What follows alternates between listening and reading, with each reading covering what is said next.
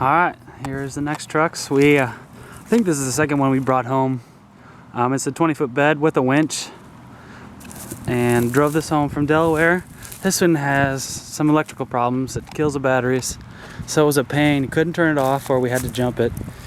Tires also don't look so great, but it's not a bad truck, I guess. It's still open from the summer.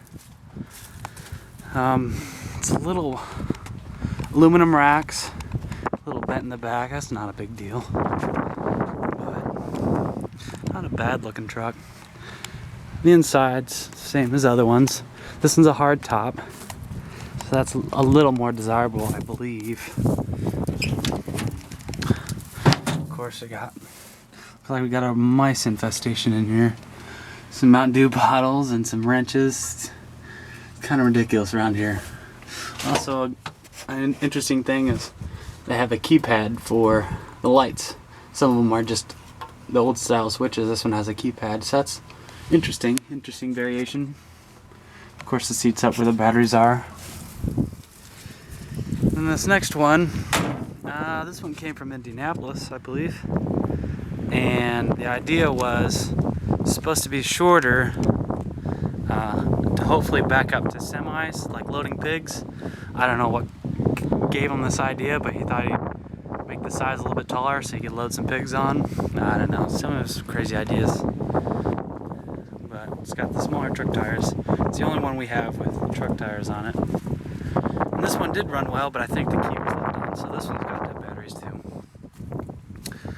And it's also slower. We found that out on the highway. You know, about 3 or 4 or 5 miles an hour slower on the highway, which is not a huge deal. Also soft top.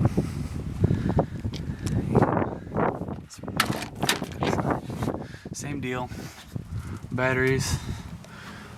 Doesn't look like there's any mice in this one. Oh, maybe.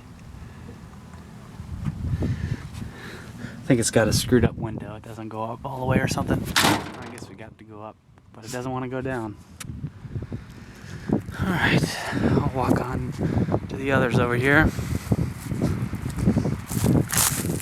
The next one is a crane, which is really cool, but we haven't figured out if there's a big hydraulic leak. There was actually a big axle leak. One of the axles, the outside seal was open, the bolts were loose, so it was losing oil, and that's not a good sign.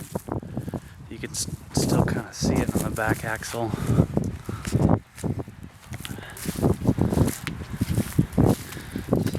Who knows what's going on in there? And then couldn't really figure out how to use the thing, which is good or bad, I don't know. And then it has dragged home this trailer, a flatbed. Again, don't know what the purpose is. Believe it has drivable axles. Yeah, it does. Which is interesting. It's cool, but it's just too tall. You can see it's kind of pitched down. So who knows what the purpose is. Then this is the original Army truck. We got that fuel. It was sucking, one of the fuel tank lines was sucking air. That's why we couldn't get it to start for a while. And now I'm sure the batteries are dead. Just like that. The truck over here, I'm pretty sure the batteries are dead. Another 14-footer. This is the one without the exhaust, or the muffler, sorry. I believe this one has dead batteries too. It's got a leaky tire. Each truck has its own individual problems. I believe this is a runner, a newer fifth wheel. I'm not sure where this one came from. I wasn't here. And then, nice canvas truck. Came with a nice top. Bad tire. And this is one of the special tops. I think this is the one that'll start. I'll do that in the next video. I don't want to have them go too long. They're hard to upload. And another fifth wheel. I don't think anything's too special about this one. And then this is our last one. The only thing unique about this one is it has the NH250 Cummins. And I don't think this one's going to start. I tried to crank it last week when it was 15 degrees out and did not like it at all. So hopefully I didn't drain the batteries, but we'll see here in a second.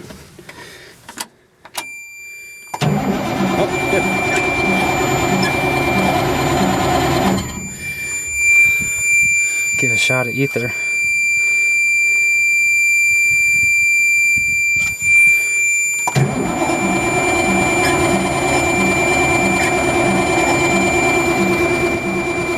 I'm gonna have to set you down for a second.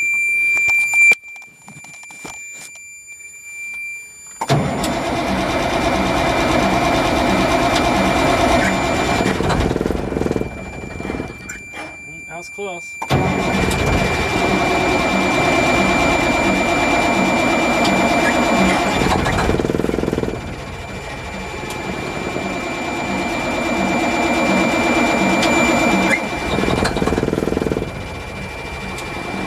That's close.